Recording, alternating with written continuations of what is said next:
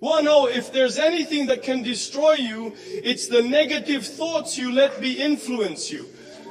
There comes that little voice, there comes that negativity. Every thought that is fed will generate an action. You have nurtured the thought, whether it is positive or negative, it will generate action in your life. So when the negative thought entered Saul that David wanted to take the kingdom, he did not interpret that experience to the positive side, but interpreted it to the negative side. This built a little more of who Saul would become. How have you interpreted the situations in your life? Build a little of who you are today. Joseph's brothers came before him.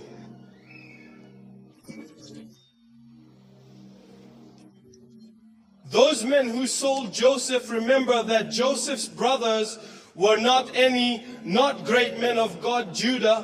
Where does the Lion of the tribe of Judah come from? Where did Jesus Christ come from? From the tribe of Judah.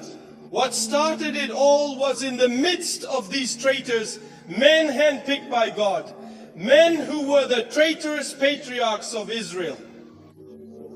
Sell your own brother. You know why? Out of envy. Because they didn't know how to interpret situations instead of putting themselves in the Father's place and talking poor old. Of course you like him better. We've been here for 30 years just taking care of sheep. This little one was born there. Of course not. He played, oh yeah, he's going to die.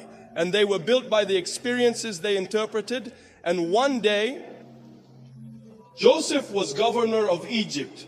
They show up hungry, asking for food. And now the only man who had food on earth was precisely the man they betrayed, the man they sold. Then Joseph takes them to a room, takes off that pharaonic clothes and says, I am Joseph. They begin to be afraid, because who wouldn't be afraid before a person who is now powerful, who has the authority to kill? And it is, you were evil to that person. You betrayed, you sold, you hurt that person. Joseph, when he realized that they were afraid to speak, don't be afraid. It wasn't you who sold me. Look, how did he interpret it? It was not you who sold me into Egypt, but God who sent me ahead by voice to be the sustenance of this land today. The one who built Joseph was not the sail. It was made by his brothers, but how did he interpret this experience? Who is building you today? What are the words that are forming you today? What experiences are influencing you today? What are you allowing between you and build? Who will you be in a while? Because pay attention, what you are today, as I said, is not who you will be in a while. Today you are allowing in things that are forming who you will be in a year, 2 years, 5 years. What are you allowing in? What kind of word are you drinking? How do you interpret the situations that life presents you? The third thing that shapes you, that creates you, that builds you, is what you do with the raw material that God has given you. For example, who sings? He sings. He knows how to sing well. He's in tune. He sings well. There's someone here, the sister there, isn't he? I'm going to have a debate you like here quickly. Who sings well? It's tuned. No, you're not worth it. You sing, my sister is tuned. Can I take an audition? Really tuned. Have you taken any courses? Gone through any conservatory?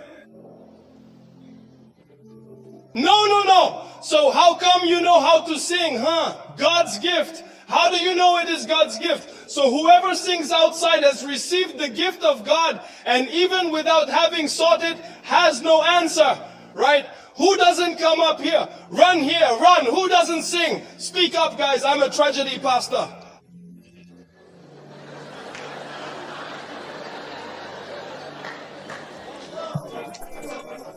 My daughter getting up from her mother for the love of God brings my mother here. Oh, she doesn't sing anything. Oh, this sister sings There comes one here in front who doesn't sing. It was the pastor.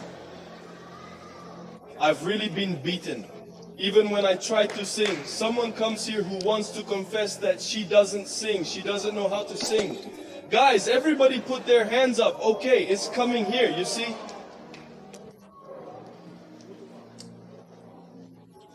Boy, sing badly, girl, sing well. Have you ever taken a singing course? No, you don't, because it won't help. Why? Because if you don't sing, there's no point in taking a course. That sister who sings in the church service, right?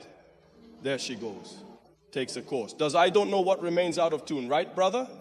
So you give the news to sister that it's no use.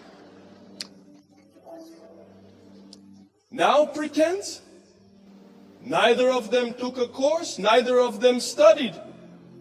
But let's call it a work of chance for now. She can sing and she's in tune, and he can't sing. And people stone him when he tries.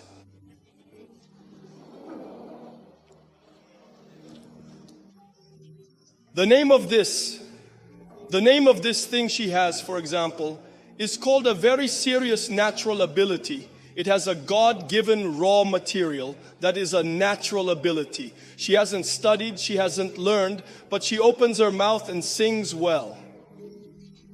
Just as there are people who play instruments without ever having studied, just as there are people who know how to play with crafts and have never studied and do business. Beautiful, crazy people, do you know how to do something? You know, I'm afraid that you do well naturally, like this. For example, playing ball, my God, brother. Oh, brother is not a musician, doesn't play ball. Brother, our is a natural ability, or did you learn it? I'm kidding, look, you're already married, it's gonna be hard.